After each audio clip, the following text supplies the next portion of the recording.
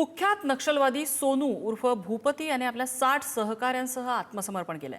मुख्यमंत्री देवेंद्र फडणवीस यांच्या उपस्थितीत भूपती आणि त्याच्या सहकाऱ्यांनी शस्त्र खाली ठेवली। नक्षलवाद्यांसाठी हा एक मोठा धक्का मानला जातोय। महाराष्ट्रातल्या नक्षलवादाचा अखेरचा अध्याय सुरू झाल्याची चर्चा या निमित्तानं सुरू झाली आहे। बघूया रिपोर्ट। गडचिरोलीत नक्षली चळवळीला अखेरची गरगड। कमांडर भूपतीसह 60 नक्षलींचं गडचिरोलीत आत्मसमर्पण।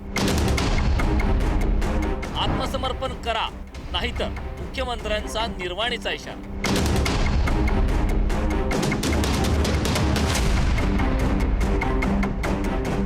गडचिरोलीतून या माओवाद्याच्या समाप्तीचा अध्याय लिहिण्यास सुरुवात झाली। मुख्यमंत्री देवेंद्र फडणवीस यांच्या उपस्थितीत कुख्यात नक्षली कमांडर सोनू उर्फ भूपती यानं आत्मसमर्पण केलं। एकटा भूपतीच नाही तर त्याच्यासोबत तब्बल 60 नक्षल्यांनी शस्त्र खाली ठेवली।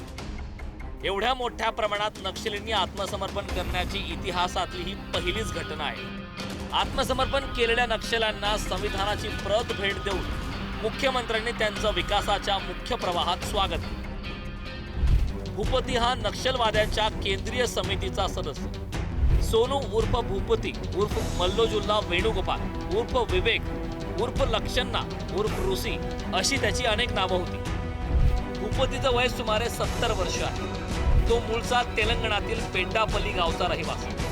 त्याचं B.Com पर्यंतचं शिक्षण झालं। विविध राज्यात तब्बल 10 कोटी रुपयांचं बक्षीस डोक्यावर असलेला भूपती शरण आल्यानं राज्यातील नक्षली चळवळीचं कंबरड मोडल्याची भावना व्यक्त केली जाते।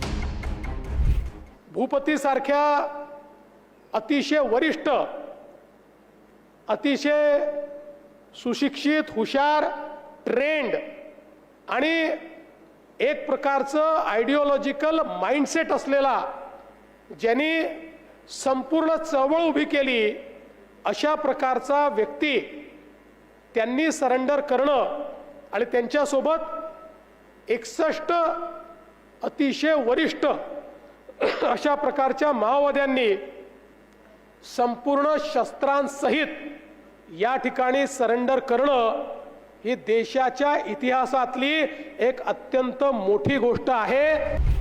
भूपतीची बायको तारक्का हिनं गेल्या जानेवारी महिन्यात आत्मसमर्पण केलं होतं। तेव्हापासूनच भूपती सुद्धा शरण येणार असल्याच्या चर्चा सुरू झाल्या होत्या। त्यात नक्षली कमांडर बसवराज हा पोलीस चकमकीत ठार झाल्यानंतर भूपती आणि नक्षलींच्या वरिष्ठ नेतृत्वात मतभेद वाढले। मुख्यमंत्री फडणवीस उपस्थित राहणार असतील तरच आपण आत्मसमर्पण करू अशी अट त्यांना ठेवली होती।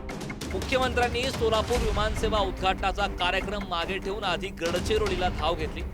गेल्या 20 वर्षात गडचिरोली जिल्ह्यात तब्बल 700 नक्षलवाद्यांनी आत्मसमर्पण केलं। आता भूपतीचं आत्मसमर्पण हा या संपूर्ण प्रवाहातील निर्णायक टप्पा मानला जातोय।